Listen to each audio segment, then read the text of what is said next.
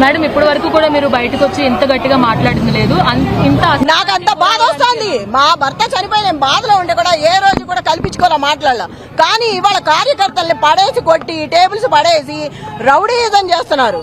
ఆ రౌడీ షీటర్లు కూడా బయట పెట్టి ఆళ్లతోనే కొట్టించి సమాధానం చెప్పమంటే ఎఫ్ఐఆర్ బుక్ చేస్తామంటున్నారు కార్యకర్తల మీద. అంత బెదిరింపులా? ఒక మహిళగా నన్ను నువ్వెవరో నిన్ను చూడు రేపు ఏం చేస్తాను అంటారా? అట్లా మాట్లాడతారా? అంటే ఒక క్యాండిడేట్ ని సవేరా దగ్గర బయట రోడ్డు మీద 150 మంది కూర్చున్నారు. నవీన్ యాదవ్ మనుషులు, వాళ్ళలో నల్లగా ఎత్తుగా ఉన్నాడు ఒక అబ్బాయి. రేపు చెప్తాను ఈ సంగతి అన్నాడు. ఏం చేస్తాడు? ఏం చెప్తాడు? ముందు నుంచి అనుమానం వ్యక్తం చేస్తా ఉన్నారు. 4 గంటల నుంచి 6 గంటల వరకు రిగ్గింగ్ జరుగుతుందని కూడా అనుమానం వ్యక్తం చేస్తారు. ఆల్రెడీ స్టార్ట్ అయింది. చచ్చిపోయిన వాళ్ళ ఓట్లు పైన ఫేక్ అంటించి ఫోటో మీద ఫోటో అంటించి వేరే వాళ్ళని తీసుకొచ్చి ఏపిచ్చేస్తున్నారు. ఆల్రెడీ నా ఇంట్లోదే ఉంది. మా ముసలావిడ చచ్చిపోయిన ఓటు ఆల్రెడీ వేసేశారు. చనిపోయిన మనిషి ఓటు ఎట్లా వేస్తారు?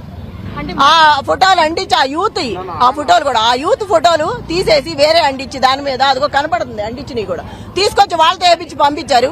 ఒక పెద్ద ఆవిడ వచ్చి నా ఓటు వేస్తా అంటే కరెంటు బిల్లు తెస్తారా ఓటు వేసినప్పుడు? ఎవరైనా ఫస్ట్ టైం వింటున్నారని ఈ చరిత్రలో ఈ స్టేట్ లో బై ఎలక్షన్స్ లో ఫస్ట్ టైం వింటున్నాను. ఎంత అరాజకం ఫస్ట్ టైం చూస్తున్నాను నేను.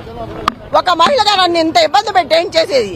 అధిష్టానం అధికారం ఉందని ఎమ్మెల్యేలు, మినిస్టర్లు, విప్పులు ఒకళ్ళు కాదు మొత్తం తిరుగుతున్నారు. అంత కసి ఏంటి? అంత పగేంటి? అంటే ఓడిపోతారని భయంతోనా? ఓట్లు లేవని ముందు నుంచి ఎలక్షన్ కమిషన్ చెప్పింది. కానీ ఇప్పుడు ఓటర్ ఐడి కార్డులు అవన్నీ కూడా బయటపడ్డాయి. తప్పు జరిగింది. దొంగ ఓట్లు ఉన్నాయి. ఆ రోజే బయట పెట్టాము.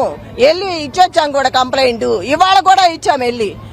కమిషనర్ గారు నేను రిక్వెస్ట్ చేశాను ఎలక్షన్ కమిషనర్ కి, దయచేసి ఒక మహిళగా నాకు అండ చేయకపోయినా పర్వాలేదు, జెన్యూన్ గా ఉండండి. ఎంత జరుగుతుంది మీరు చూస్తూనే ఉంటారు టీవీలో. ఎంత అరాచకం చేస్తున్నారో గమనించి చెప్పండి అని చెప్పాను. నేను రిక్వెస్ట్ చేసి అడిగా నేను.